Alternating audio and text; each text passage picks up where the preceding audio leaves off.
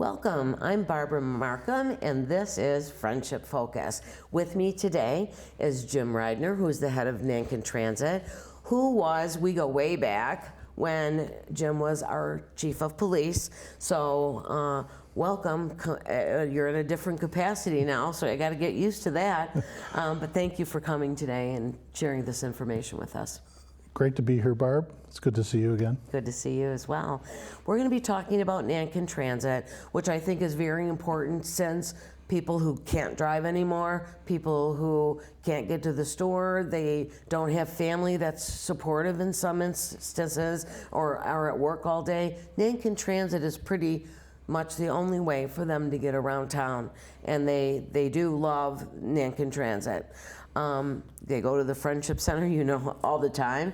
Okay, was there for very many years. So I'd like to talk about, sometimes people look at the time when they had to raise the rate. It used to be $1 each way. Before you got there, the commission, who kind of governs the policies of Nankin Transit, moved it up to $3. I mean, obviously at $1 with diesel fuel and with drivers and with insurance, obviously $1 each way was not going to cover the costs of Nankin. So when you got there, it was kind of in trouble. It was, and when I was hired, that's what they wanted, to bring that service, which is a fantastic service. Mm-hmm. They wanted it to be more mainstream and be out in the community.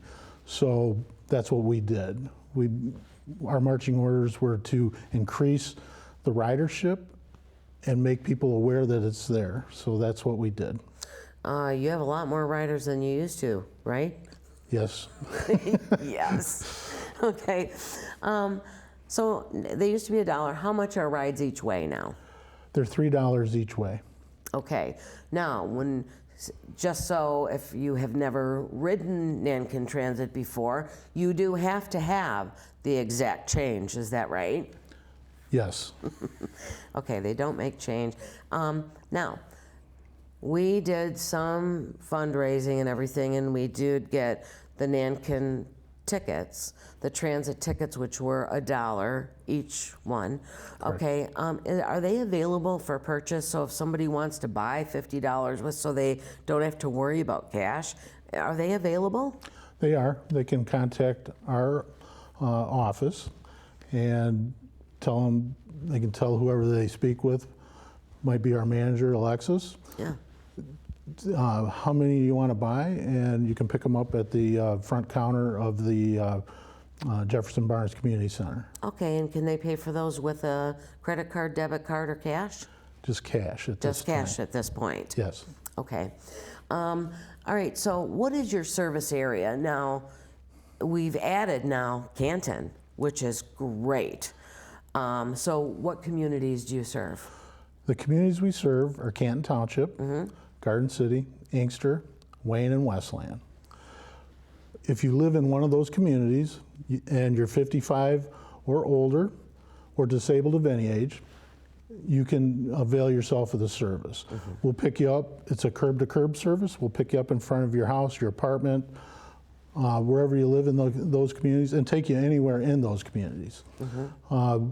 We will go outside of those boundaries for up to a mile for work or medical. And the only outliers that we currently go to is St. Mary's Hospital at 5 in Levan and Livonia. There was a big need for that, which we had talked about when I first came on in 2014, needed to get people to St. Mary's. Yeah. And so we did that. SMART gave us permission to go outside of that service area that we serve. And then Henry Ford just opened up a new hospital emergency center at Ann Arbor Road in Haggerty. Mm-hmm. So you're able to go there, and we call those a points of destination. You can't just go anywhere in Livonia or anywhere in Plymouth, but if you're going to either one of those places, that you can make arrangements for a ride there. Correct. Okay, that's wonderful to know, because I think that opens up, and having those area hospitals available makes a big difference. Unfortunately, people don't understand, like if you go up to Levan, okay, and 5 Mile, that you can't drop somebody off across the street, but you make arrangements with, I mean, there's a reason why you're not servicing the whole community in Plymouth and Livonia. You can go to one place, but you can't you just drop me off across the street? No, we can't. So just as long as people know that. Okay, are there any rides that take, okay, so for example, if you don't have drivers this day or whatever, are there any rides that take precedence over other rides? Yes. Okay. Every day. We go to numerous dialysis locations, other doctor's offices. Some people need to go for chemotherapy. Those would take precedent. If we were at a point where, say, we had 3 drivers call in sick, which has happened in the past, Right. But we're small, so when you have 12 drivers and you lose 3, now you're down to 9. That's a lot of Right. capacity that you lose. So they would always remain the number one priority. If people were going to lunch or maybe going to Myers or Target or any place maybe to do some grocery shopping, if we couldn't get them, we would ask them, hey, we're going to try and see if we can get you tomorrow. And so dispatch would try and see if there was availability the next day, because we know that those are important too. That's right. But obviously with dialysis, it's a life-saving procedure. Life and death, yeah. Yes, and so those have to take precedent. Oh yeah, and understandably as well. So, okay, so I have another question. Okay, curb to curb, what can't the drivers do when it comes down? Now, we know seniors, sometimes have problems and this and that, but for liability reasons, there's some things that they just can't do. We don't allow our drivers to go in their houses, where many people might confuse curb to curb with door to door. We're a curb to curb, so they need to come out to the bus. Once they get to the bus, we take over from there. If they need the use of the wheelchair lift to get on board, we open up the doors, we'll lower the lift, they get on, put them up, and if they're in a wheelchair, we'll lock them in with restraints. And but some may be ambulatory, so they can walk up the right up the steps and pay their money and sit down. The biggest thing is when many people are already in our system that use our system, but when we get new riders, we ask them what their mobility status. Can you board the bus by yourself? Do you need the use of the lift? And they'll tell us, I can walk, but I can't go up the steps. Okay, we'll put the lift down, and then it'll lift you up, and you can walk right onto the coach. Yeah, it used to be that some of the buses had lifts and some don't, but now all of the buses have a lift. That's correct. Right, which is great, because those people, they can pull up, step on there, and then that takes them up. If they hold on to the bars, it takes them up, so they, even if they're not in a wheelchair, they can still get on the bus. So that's really great. I think that's wonderful. Okay, so the drivers can't go into their house, they can't assist them, they can't, unless they're right at the bus. But they can't rely on people coming up to your door and helping you to the bus. It's curb to curb. You have to be able to get to the curb. That's correct. Okay. There are things that are not allowed on the bus, okay, like cases of water. Okay, what else is not allowed on the bus? The biggest thing is bags of groceries. Yeah. In fact, one of the things that we did, we went to IKEA and bought those large IKEA bags. Yeah. And we gave them to our clients. That way, you still have one bag, but you could put 12 Kroger bags in there. That's right. And so, but now you have one bag. You have to be able to control what you have, whether it's in a cart or in bags. You see like green beans rolling down the aisle, that kind of thing? That's what we're trying to avoid. Yeah. That's happened before. Yeah, I'm sure it has. Okay, so yeah, if you have everything stationary, does it go under the seat? Is that where it goes? No, they will control their buggy if they have that, or if the bags, and if they don't need, if there's no passenger on the seat next to them, they may use that. We don't make them hide it under the seats or anything like that. We do make them keep it out of the aisle, because there's one aisle between the coach that runs the length of the coach. So seats on this side and seats on this side. But we have to be able to maneuver. If somebody gets off first before somebody else, they need to be able to get into that aisle and then head to the front of the bus. Okay, those little buggies that typically fold up straight and come out like a little miniature shopping cart. They're only about this big. Do you allow those on the bus? We do. Okay, because you can get a lot of 2 or 3 bags of groceries in there, but when they get on the bus, they take the lift up then, right? Correct. And do they try to sit in the back and then they can take the lift down and away they go? Yes, they can, once they get their buggy on and they're on the lift, we'll bring them up. They'll maneuver that into the coach, and wherever they're going to seat, they'll usually keep that close to them so they can control it. Yeah. And that's what we ask them to do, is to control their cart so it doesn't slide around. Because people don't realize when the bus is doing 40, your body's doing 40. And so if there's traffic in the way or whatever circumstances happen, you're still doing 40. So, Right. Boing. Yeah, for sure. Okay, so I have a question about inclement weather. If, one thing that they used to do with Nankin, this really upset me, and I know I told you this when you took over, is come in, unlock the door, take the phone off the hook, and then leave and go home and lock the doors up. That really upset me because seniors would call and call and call all day long. Are you coming to pick me up? Are you not coming to pick me up? So that really upset me. But now, okay, is there a policy, or is there something that you put on a machine that people can hear? How do you handle inclement weather? we have several things. Our scheduling software that we've had for the last 9 years, now we've just changed to a new software, but they both have messaging systems. So if we need to send out, we're going to be closed because there's 8 inches of snow. Right. It's called a floodgate message, and it doesn't just go to the ones that have trips, it goes to everybody. Okay. So they'll know that Nankin's closed. So Don't call for a ride, to schedule a ride, Correct. Nobody's there. somebody may call because they want to schedule a ride, but nobody's going to be there. Right. So that's one of the things. We pay attention to what the schools do. I was going to ask that. We do at the center too. The one thing that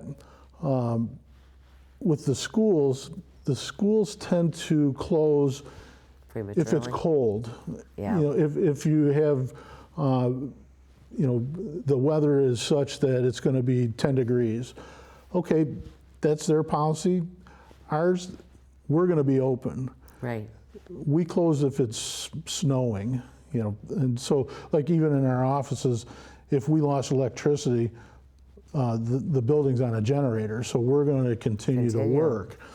So it's one of those things where the schools have their own issue. When we're looking at especially snow, even the buses, the big buses can't get down the road. Our little buses aren't going to get down the road. No. When I was at the center, pretty much the same thing. We are not closed if the schools are closed for temperature, but if it's bad enough that the buses aren't running, we certainly don't want seniors out there not being able to control their car.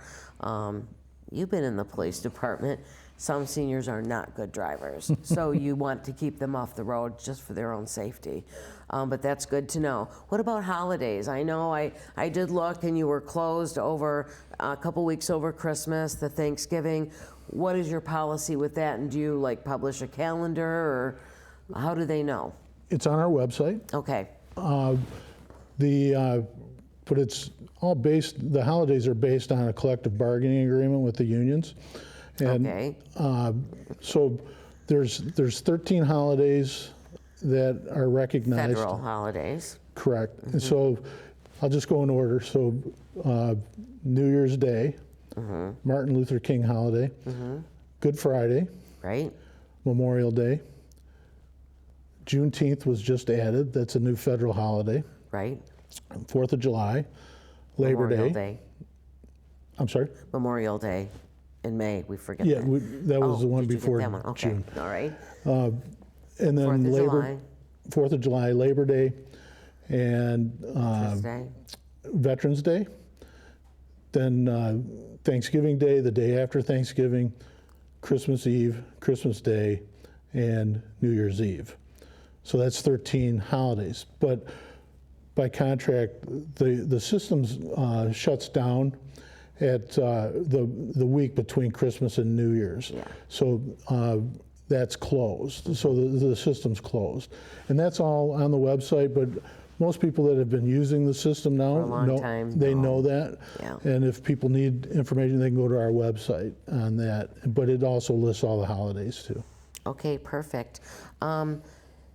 How long? Okay, so the bus you call for a pickup time and then a return time, or you call for just a pickup time to take you home if somebody else takes you to the grocery store and drops you off. Okay, so is there like a leeway if it's 3 o'clock? It's 3 o'clock and the bus isn't there at 3 o'clock. So is there like a leeway time where you say, okay, the bus will wait outside your dentist office for so many minutes if you're not standing out there? Is there kind of an understanding there? Our new software system now gives a window of 30 minutes. Okay. And so if you request 3 o'clock in the afternoon and the bus gets there at 3:05, it's actually within that 30 minutes, which would be 3 to 3:30. So if it gets there at 3:05, 3:10, a timer will start on the tablet that the driver uses for their manifest, and it will be a 5-minute timer. We will wait 5 minutes. Now, I will say that we have gotten calls from, I'm almost done with the doctor's office. I'll be done in an extra 5 minutes or 10 minutes. We're not going to leave anybody. And so we'll either tell them, we'll send a different bus back for you, or because if that bus has to move on, or we'll have the bus just stay there for that extra time. It's still within that window. So the half hour doesn't apply to if they say we're coming to pick you up at 3, they're not going to show up at 2:30. It's going to be from the time you actually scheduled for. It will. If you ask for 3 o'clock, it will be 3 to 3:30 that they're going to look at. Okay. So yeah, I mean, really, they're pretty good with that time-wise. It's usually within 5 or 10 minutes. It's never usually more than that. Okay, it used to be that you couldn't schedule a ride up until like 5 days before or whatever. Do you have a new scheduling policy now? And I understand you have a new app that's coming, so how much in advance do people need to now schedule their rides? They have the ability to schedule up to 35 days now. So That's exciting, I think. Which is, we really like. Yeah, Before it was 10 days for medical and five days for anything else. right. Trying to give medical a little bit bigger window. Now everything is in that 35-day window.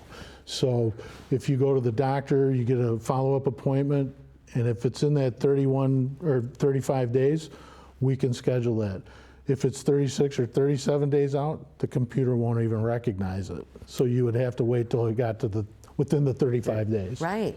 I think that's great. Probably one of the best improvements, because people would say, when do I have to call? And then it's like they'd be counting, okay, I can't call until this day, but that's really great. Especially like the frequent flyers, okay? Like if they want to go to the grocery store once a week or whatever. Now, will it come on if they try to schedule a ride and it's full for a day? Will it come on that they can't schedule that ride? It will. Oh, that's good to know. It will. But one of the things it will do is it will put you on a wait list. So as we have cancels through the day or no-shows, the wait list will contact the person on the computer wait list will contact a person. Hey, we have availability. Do you still want it? The ride, yeah. And some may not. And so adding the wait list was something that we never had. And so now you don't have to, we could have filled that with somebody else. We had 10 cancels today or something like that. Right. No, I think that's great. It is. Really. It improves service and it improves your ability to carry more riders as well. So that's great. Okay, what are your normal business hours and days of operation? Monday through Friday. And our normal business hours for what we would call general service runs is 8 to 5:30, but knowing that 5:30 everybody comes off the road. So we have 2 shifts. One starts at 7 a.m., but we do a contracted run with STEP, Service to Enhance Potential. Yeah. So they start at 7. So they're done at 3:45, and the other shift starts at 8:45, and they're done by 5:30. So the last pickup that we would probably be able to handle is right around 4:50, 4:45, 4:50, because we have to pick them up, take them where they need to go, and then they have to come back in and close out the bus for the day. Right. Yeah. So everybody's back in by 5:30, all the buses. That's our goal. Oh, Yes. that's your goal. That's the goal. Okay, is there anything that we missed that you think people should know? You have a new app coming. You don't have it yet, but it's coming. What are the changes and what can people look forward to? Anyone who has a smartphone can download the app. If you have an Android, you go to the Google Play, I believe it is. And then if you have Apple, you go to the Apple store. You can download, it's Ride Nankin Transit, and it'll have our logo on it. You download that, you'll be able to schedule your own rides right from your phone. You can actually see where the bus is. You can, you'll be notified on the app where the bus is, where the bus may be 15 minutes out, and it's giving you a warning to say, hey, the bus is 15 minutes out. Be ready. That's nice. Very handy to see what's happening. Yes. Time by 5 minutes by 5 minutes. Yeah. Right, and so when you book on the app, you could actually, it'll look for different days and times if it doesn't recognize the date and time that you've asked for. What they'll do is it'll just, say you wanted to go to the grocery store at 10 o'clock, we can't do 10 o'clock, but we can do 10:30. Do you want that? It'll ask you, do you want 10:30 instead of 10 o'clock? And if you say yes, you can lock that in. It'll send you a confirmation that you have scheduled a trip. We will have the ability to pay by credit card when the app is finally launched. So that'll be an extra way to pay. That now people use smart tickets or cash. Right. But the app will allow you to use a credit card, probably credit and debit. Okay, now would that be, okay, if that app is your app, I mean, once people give that information, if it's logged in there, do they have to put in all their numbers and all of that each time, or will it recognize the same card? The recognition of the card, yes, that would be, because there's a separate vendor that captures that. Okay. And which we have created an account with, so they would be able to do that. The only thing, like if, you couldn't book a standing trip, like we would put dialysis in as a standing order. If you go Monday, Wednesday, Friday, we can put that out so it goes out in perpetuity. Right. And you can't do standing orders on the app, but you can book individual trips. So it'll say, when do you want to go? You give the date and time. When do you want to come back? Like some people want to go to Myers, they only want an hour or 1 hour or 2 hours. So 10 to 12, and then it'll look for it and it'll give them that 30-minute window of when they'll be picked up and when they will be dropped off and then picked back up. I think that's great. You've made so many improvements to service since you've been there, so I commend you for that. I'm hearing all about how great Nankin Transit is, so thank you. It's a work in progress, and we're trying to get better. It is a work in progress, but you leaps and bounds since you first took over. So glad you're there. Thank you so much for spending your time here and giving people an idea. If people have never ridden Nankin before, is it better that they call and get their name into the system and their address and phone number before they take their first ride? If they go, yeah, I'm thinking about doing this or I need to do that, is that a good idea? Yes, because either way, we would have to have their information before they could schedule a ride. Okay. So if they want to use it or have never used it and say, I want to try it, Yeah. we don't take a lot of information, but we need your name and address and phone number and mobility status, and boom, we can put that in. And now once it's in, anytime you call, hi, this is Mrs. Smith, Joan Smith, boom, okay, because there's a lot of Smiths in there, but we want Joan Smith, and it's already in there. So the next time you just click on it and it populates, and then you put in the times and dates that they want. That's perfect. Okay, so just FYI, 729-2710. Correct. Is the phone number. Everybody there is very, very nice. They work with the public and they love people. So that's a good thing. Thank you, Jim Ridener, for being here today. Thanks, Barb. Appreciate it. It's great to see you again. Great to see you as well. And thank you for friends in the viewing audience who've been with us today. I'm Barbara Marcum, and this is Friendship Focus.